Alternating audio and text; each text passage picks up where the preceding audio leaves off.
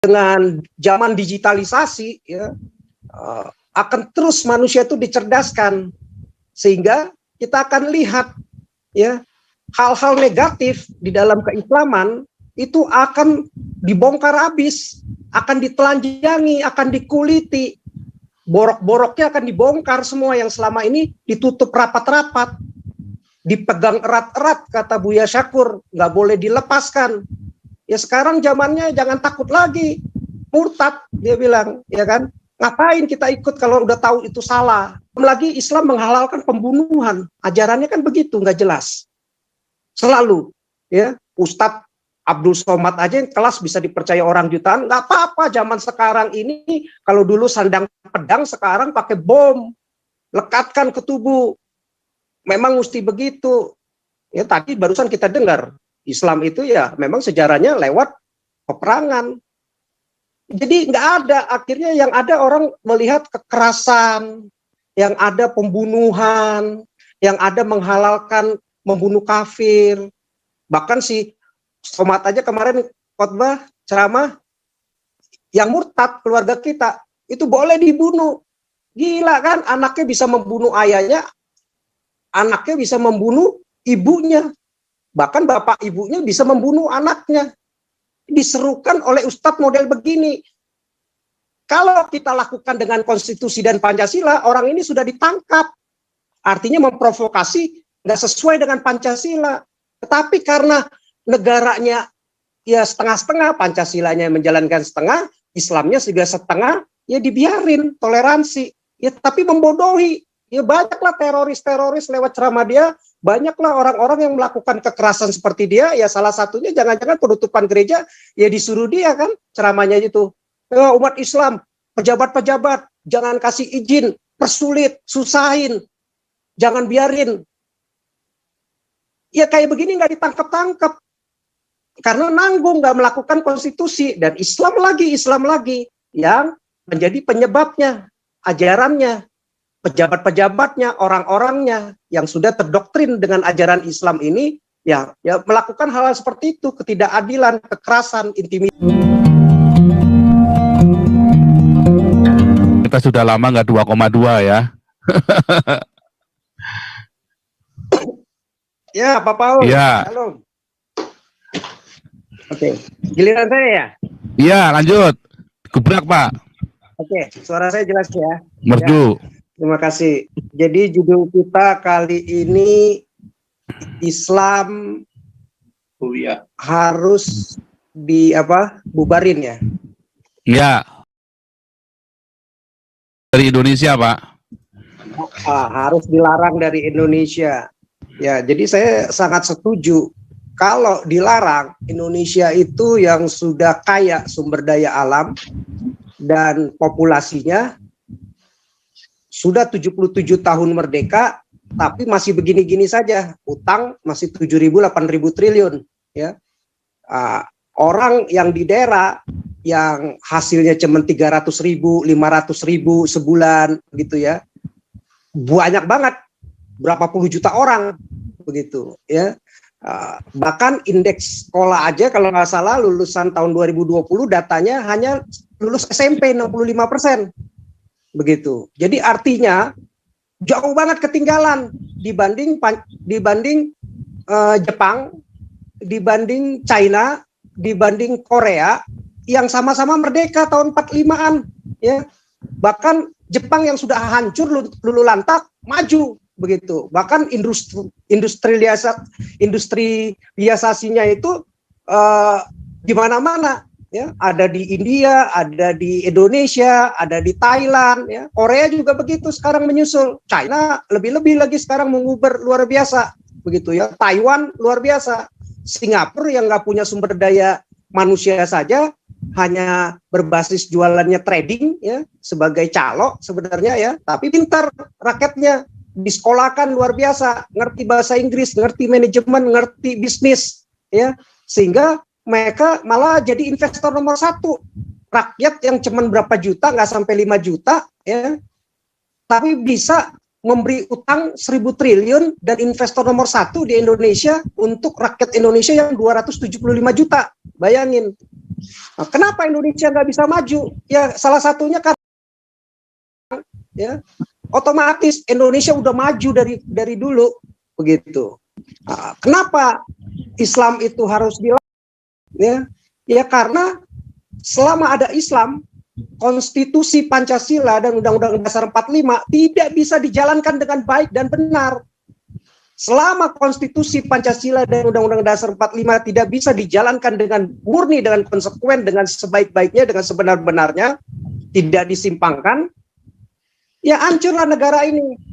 Ya, walaupun aset properti people-nya luar biasa, ya, sumber daya alamnya luar biasa, ya, tapi ya nggak akan bisa maju karena selalu akan bertentangan dan akan selalu direcoki oleh ajaran Islam. Dan itu sudah terkenal, sudah dari dulu, dari zaman tahun 65-an, dari zaman Soekarno, ya, sama Soeharto aja diberantas, harus tegas begitu, ya. Nah, setelah reformasi baru tambah hancur lagi sekarang, dan kita lihat ini bibit-bibit perpecahan mulai terjadi. Kalau Jokowinya ya melempem terus, nggak tegas begitu ya. Kemarin ngomong konstitusi, ya nggak boleh kalah dengan peraturan, ya ngomong aja kalau dia tegas. SKB 2 menteri itu segala ujung-ujungnya di mana-mana udah nggak bisa ditakyakan. Kenapa masih mau suka takia-takia? SKB 2 menteri harus dicabut, itulah sumbernya, udah beres begitu. Kasih penjelasan yang benar, tegas, sehingga mereka yang merongrong konstitusi itu, yang mengancam perpecahan anak bangsa, ya ditindak tegas. Jangan damai, jangan ngomong lagi izin tadi bilang 2 tahun diperpanjang, ya dablek itu namanya, ya. Nah, jadi otomatis dengan kemajuan internet, ya, dengan zaman digitalisasi, ya, akan terus manusia itu dicerdaskan, sehingga kita akan lihat, ya, hal-hal negatif di dalam keislaman itu akan dibongkar habis, akan ditelanjangi, akan dikuliti, borok-boroknya akan dibongkar semua yang selama ini ditutup rapat-rapat, dipegang erat-erat, kata Buya Syakur, nggak boleh dilepaskan. Ya sekarang zamannya jangan takut lagi, murtad dia bilang, ya kan? Ngapain kita ikut kalau udah tahu itu salah?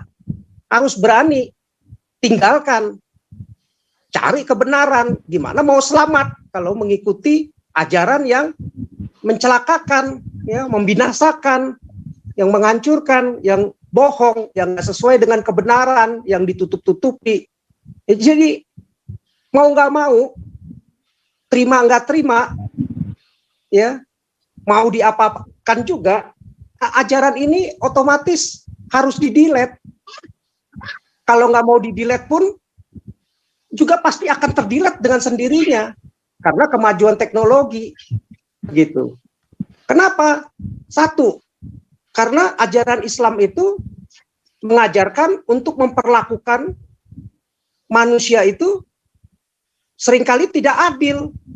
Buat mereka yang bukan Islam, dianggap kafir itu boleh dianggap sebagai warga kelas 2, boleh disingkiri, bahkan wajib jadi hukumnya mereka, ya. Boleh ditaklukkan, boleh dibohongin, boleh dipajakin, bahkan boleh dibasmi, ya, seperti Rizik katakan.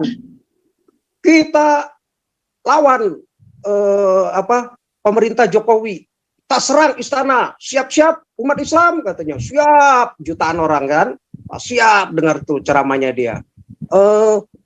Siap untuk penggal palanya para pendeta, siap, ya kan. Nah, kayak begitu ajarannya, ya. Nah, jadi ajaran yang model seperti ini gimana bisa diterima di peradaban manusia yang modern saat ini?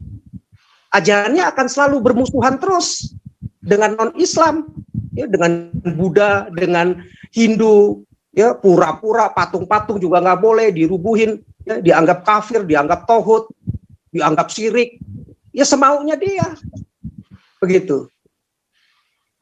Klaim tunggal dia saja, berdasarkan ajaran dia saja, berdasarkan kebenaran dia saja, begitu. Nah, mana bisa, selalu akan bermusuhan, dan itulah yang terjadi di Indonesia. Tidak adil, loh. Papua, kantong-kantong Kristen, itu itu waktu mereka mau bergabung dengan Indonesia karena mereka melihat Soekarno sosok yang luar biasa, pemersatu bangsa, sehingga seluruh sultan-sultan, raja-raja yang ada di Indonesia, pemilik tanah dan pemilik rakyat, mau menyerahkan begitu saja dengan sukarela tanah-tanah mereka, rakyat mereka, untuk bergabung bersatu menjadi NKRI dengan impian cita-cita Indonesia itu semakin maju, semakin makmur, dan semakin bersatu, semakin besar, akhirnya bisa mesejahterakan seluruh rakyat Indonesia yang berkeadilan buat seluruh Indonesia, bukan hanya untuk orang Jawa, bukan hanya untuk orang Islam, tetapi untuk orang Papua juga, untuk orang Kristen juga, untuk orang Hindu juga yang di Bali, untuk orang Dayak juga yang di Kalimantan, untuk orang NTT juga di Ambon. Tapi apa yang terjadi? Di NTT miskin. Dari dulu APBD-nya kecil dikasih, nggak ada pembangunan, dimiskinkan, banyak yang nggak sekolah, kesusahan. Kantong Kristen lagi Dayak miskin, ya, Papua miskin, ya. Untung aja Bali luar biasa masih pintar karena juga geografisnya dekat dengan Jawa, jadi kota pariwisata dan punya adat istiadat daya yang luar biasa sehingga menarik turisme yang luar biasa, ya. Begitu baik mereka, begitu. Nah, nggak adil. Mereka dikeruk Papua, tapi hasilnya mereka dapat 5,6 triliun. Padahal 1 tahun mungkin bisa 50-60 triliun. Itu hasil Freeport. Belum lagi hasil hutan, belum lagi hasil ikan, belum lagi hasil warga negaranya berbisnis, dikenai pajak. Tapi yang menikmati pendatang-pendatang dari Jawa, dari Bugis, dari Makassar. Mereka yang dapat kredit luar biasa, mereka disingkirkan, mereka dibodohkan, mereka dimarginalisasi. Dan sekarang maka dibekarkan lagi jadi 3 provinsi. Supaya jangan sampai merdeka. Banyak orang Islam juga di sana. Ya nggak heran lah kalau mereka mau minta merdeka, karena diperlakukan tidak adil. Kalau mereka diperlakukan adil, seperti cita-cita bapak bangsa mereka, mau bersatu dengan Indonesia, menyerahkannya pada Soekarno, ya pasti mereka akan mau bergabung dengan sukacita begitu. Tapi kalau diperlakukan tidak adil, berapa ratus ribu orang yang sudah mati di Papua sejak zaman Soeharto lewat kokangan senjata, ya, lewat tapera, perlakuan yang tidak adil, sepihak doang, mengakui, mengklaim, merebut Indonesia lewat Tripora.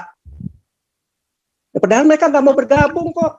Mereka lebih makmur bergabung dengan Belanda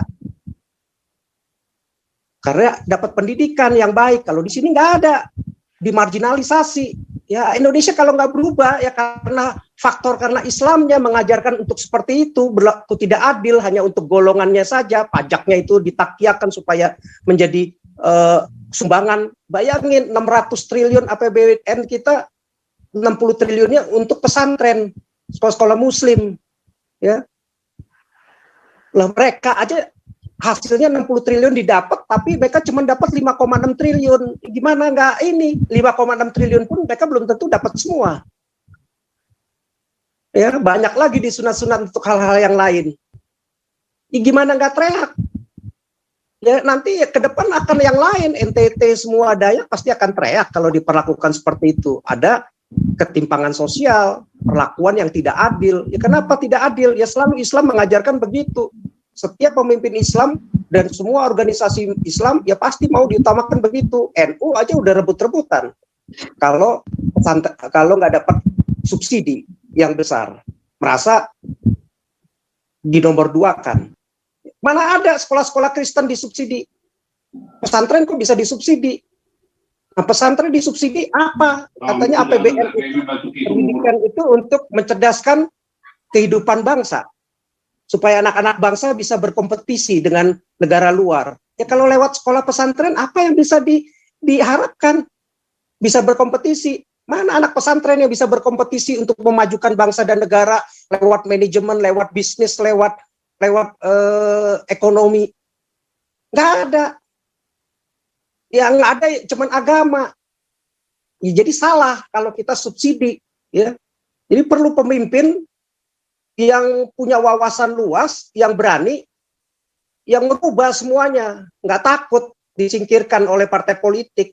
Dia mesti bermain dengan baik, tapi kita nggak melihat yang ada satu orang ini sekarang Jokowi selalu dikultuskan. Nggak bisa satu orang. Kerjanya apa? Kalau saya lihat paling turun got, pencitraan di foto, nanti bagi uang di foto. Mau bikin jalan tol ya nanti tanda tangan. Ya udah paling kumpul-kumpul menteri aturin begini. Yang kerjanya menteri di ini ya tinggal nanti kalau nggak bisa dipecat. Nggak bisa, tapi hukum ini semua nggak beres-beres. Ya masalah penutupan gereja aja nggak beres, ngomong aja barusan kemarin masih ingat semuanya konstitusi. Tetapi cabut aja itu mestinya kalau dia tegas SKB 2 menteri gitu loh. Jalankan konstitusi dengan benar. Selama konstitusi nggak dijalankan dengan benar, ya nggak bakal majulah negara ini. Akan ada perlakuan yang tidak adil terus dan selalu kita akan melihat Islam lagi. Di belakangnya Ma'ruf Amin yang sudah jelas-jelas sebagai RI 2 waktu Ahok mau mencalonkan diri lagi. Kita harus singkirkan ini, bahaya nih. Serem banget begitu ya. Yang kumpul ustadznya padahal itu Rois Amnya ini loh, mantan Rois Amnya NU. Pikirannya begitu, jahat, selalu maunya yang seiman, nggak adil. Padahal Ahok punya kompetisi, punya kompeten. Kalau dia jadi RI 2 dibanding si siapa nih, engkong tua ini nih, si